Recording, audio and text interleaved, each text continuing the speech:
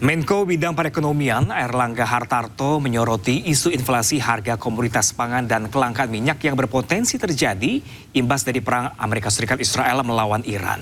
Pemerintah masih menunggu dan melihat situasi termasuk melihat seberapa lama meningkatnya tensi perang. Iya, pertama tentu kalau Iran udah pasti yang terganggu adalah suplai minyak, dan suplai minyak itu karena Selat Hormuz kan terganggu, belum juga Red Sea. Jadi kita lihat berapa jauh pertempuran ini akan terus berlangsung. Antisipasi dari pemerintah gimana, Pak? Ya kan pemerintah sudah punya MOU untuk mendapatkan supply dari non-Middle East. Yang kedua, transportasi logistik. Dan yang ketiga tentunya kita melihat tourism akan sangat terganggu. Pengaruh ke ekspor juga nggak, Pak? Kan ini juga melibatkan negara-negara lain, UAE, Bahrain. Iya, kalau negara tergantung juga berapa lama. Balik lagi kita monitor aja bahwa perang ini lama atau perang 12 hari atau perang berapa jauh. Warga panik berupaya menyelamatkan barang berharga saat kobaran api melahap gudang sembako di Jalan Ipeda Indragiri Hilir.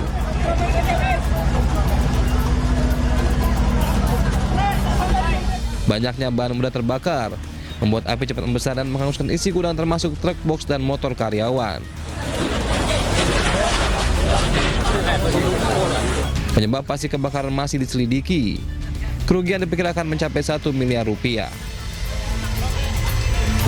Warung Jalan Kadalan, Simpang Jalan Durian terbakar. Sementara itu, kebakaran toko kelontong di Jalan Ahmad Dahlan, Labuan Batu, Sumatera Utara membuat warga panik. Penyebab kebakaran diduga akibat handphone meledak saat diisi daya. Kerugian diperkirakan puluhan juta rupiah.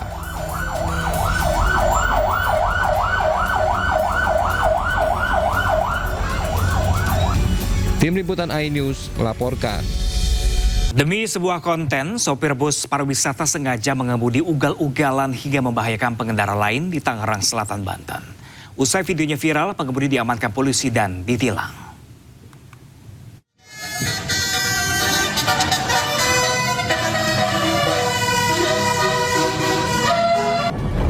Bus pariwisata ini terekam video amatir saat melaju ugal-ugalan di Jalan Dewi Sartika, Ciputat, Tangerang Selatan.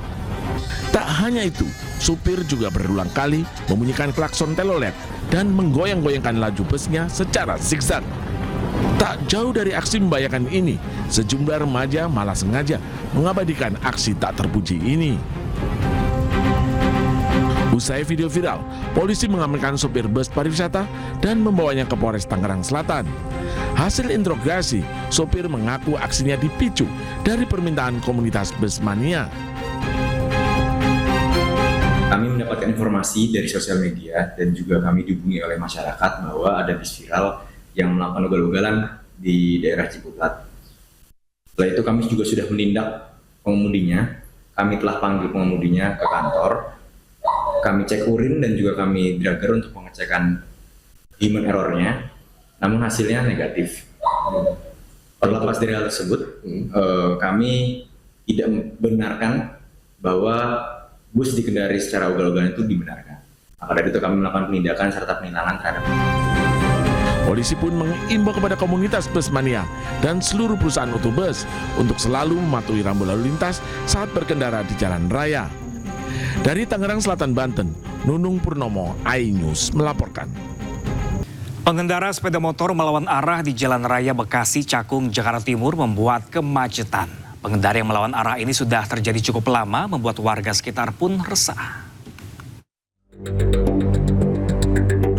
Di jam sibuk antara pukul 7 hingga 9 pagi, ratusan pengendara sepeda motor melawan arah di Jalan Raya Bekasi dari arah Bekasi menuju Cakung, Jakarta Timur. Banyaknya pengendara sepeda motor membuat lalu lintas macet dan membahayakan pengendara lain dari arah Cakung menuju Bekasi. Pengendara melawan arah ini sudah terjadi cukup lama dan hingga saat ini terus terulang. Warga sekitar resah karena terkadang ada kecelakaan yang melibatkan pengendara lawan arah. Kalau lawan arah itu dari dulu, Pak, bukan baru. Iya. Udah sering ya? Sering kali, Pak. Membahayakan nggak yang kecelakaan atau gimana Pak? Ada juga. Pak, ini pernah ada petugas nggak yang jaga atau gimana? Ya ada juga sama polisian juga ada Pak. Tapi nggak jadi jaga. Kini warga pun berharap agar ada petugas yang berjaga dan menindak pelanggar lalu lintas. Situasi yang semakin memanas membuat raksasa minyak asal Arab Saudi, Saudi Aramco, sempat menutup fasilitas kilang minyak ras Tanura miliknya. Langkah ini diambil sebagai tindakan pencegahan darurat setelah kilang strategis tersebut menjadi sasaran serangan pesawat nirawak atau drone. Meskipun operasional sempat dihentikan sementara, situasi di lapangan saat ini telah berhasil dikendalikan. Namun kabar mengenai gangguan pada salah satu pusat pengolahan minyak terbesar di dunia ini langsung memicu kepanikan di bursa komoditas. Sebuah kapal tanker minyak juga diserang di Selat Hormuz. Insiden ini menyebabkan 4 awak kapal menderita luka-luka. Kapal tanker minyak yang mengibarkan bendera Republik Palau menjadi sasaran serangan sekitar 5 mil laut di utara Pelabuhan Kasab, Provinsi Musandam. Seluruh awak kapal berjumlah 20 orang telah dievakuasi.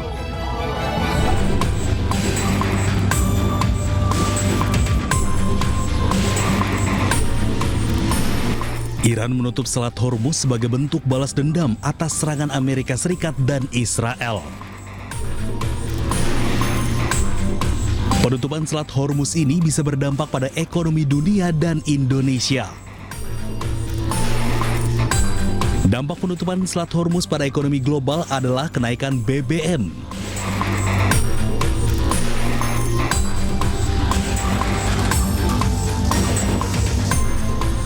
Penutupan Selat Hormuz juga akan berdampak pengiriman logistik dari Timur Tengah ke Eropa dan Amerika.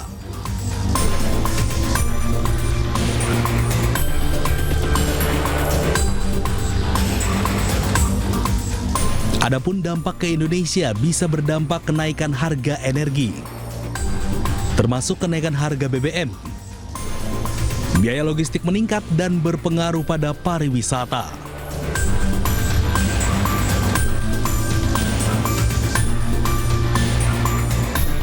Jika konflik ini berkepanjangan, bukan tidak mungkin harga minyak akan naik, bahkan pasokan akan berhenti. Sebab sebagian besar ekspor minyak dari negara-negara besar regional harus melewati Selat Hormuz. Di antaranya ekspor minyak dari Arab Saudi, Irak, Uni Emirat Arab, Qatar, Iran, dan Kuwait.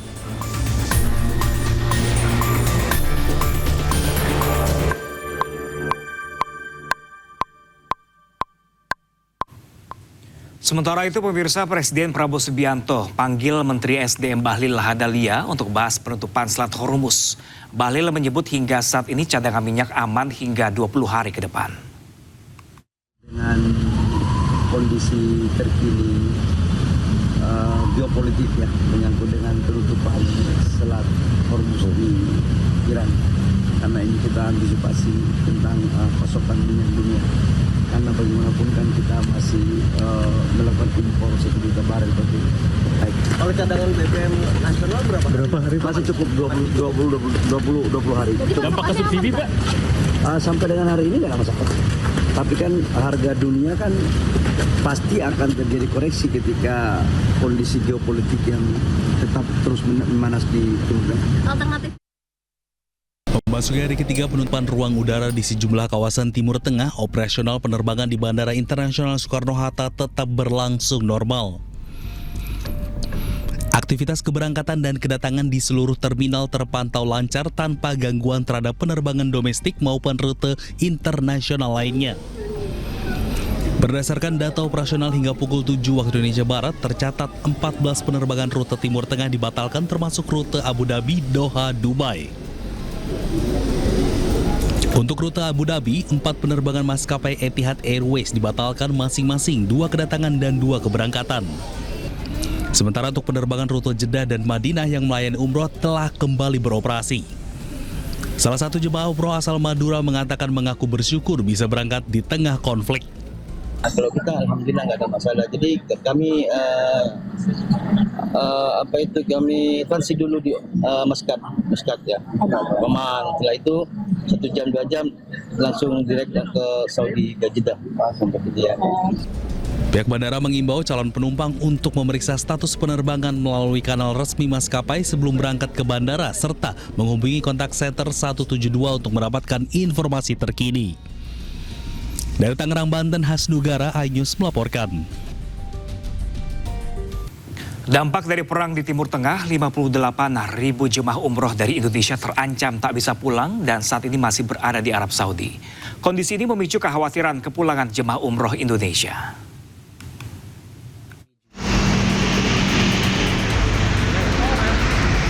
Berdasarkan data sistem komputerisasi pengelolaan umroh dan haji khusus, sebanyak 58.873 jemaah umroh Indonesia masih berada di Arab Saudi. Sebagian di antaranya merupakan warga Kabupaten Purwakarta. Saat ini satu rombongan yang menggunakan penerbangan transit via Qatar masih tertahan di Madinah. Selain itu, rencana keberangkatan awal April dengan 30 calon jemaah berpotensi ditunda hingga Juni 2026 menunggu kondisi keamanan lebih kondusif. Pihak travel menegaskan tidak akan mengambil keputusan sepihak terkait keberangkatan selanjutnya. Seluruh langkah menunggu arahan resmi dari Kementerian Agama dan Asosiasi Penyelenggara Umroh. Sementara Kepala Kantor Kementerian Haji Kabupaten Purwakarta Syamsi Mufti mengimbau masyarakat untuk sementara menunda keberangkatan umroh demi keselamatan bersama. Meski kawasan Timur Tengah kini tidak aman dilalui penerbangan sipil, tidak sepenuhnya menghentikan aktivitas penerbangan jemaah umroh dari dan ke Indonesia. Penerbangan umroh yang dilayani penerbangan langsung melalui rute penerbangan di atas Yaman masih bisa dilakukan dua maskapai penerbangan, yaitu Garuda dan Lion Air. Ketua Umum Aliansi Pengusaha Haramain Seluruh Indonesia Amaluddin Wahab berharap calon jemaah umroh bisa bersabar jika ingin menjadwalkan ulang perjalanan umroh karena saat ini masih dilakukan koordinasi dengan pihak Kementerian Haji di Indonesia dan Arab Saudi pasca konflik perang di kawasan Timur Tengah. Kami menghimbau kepada Sebelumnya Wakil Menteri Haji dan Umroh Dhanil Anzar Simanjuntak mengimbau jemaah umroh yang dijadwalkan berangkat dalam waktu dekat untuk menunda keberangkatannya. Kami menghimbau kepada seluruh jamaah umroh yang akan berangkat dalam waktu dekat untuk menunda keberangkatan sementara sampai dengan waktu yang tidak ditentukan atau sampai dengan kondisi sangat kondusif untuk keamanan dan kenyamanan seluruh warga negara Indonesia yang akan menunaikan ibadah di Tanah Suci. Pemerintah mencermati perkembangan situasi keamanan di kawasan Timur Tengah yang semakin dinamis dan tidak menentu dengan mempertimbangkan aspek keselamatan dan perlindungan. Tim Liputan iNews melaporkan. Di tengah puluhan ribu jemaah umroh dari Indonesia terancam tak bisa pulang, ratusan jemaah asal Surabaya tetap berangkat umroh melalui Bandara Internasional Juanda dengan penerbangan langsung ke Jeddah.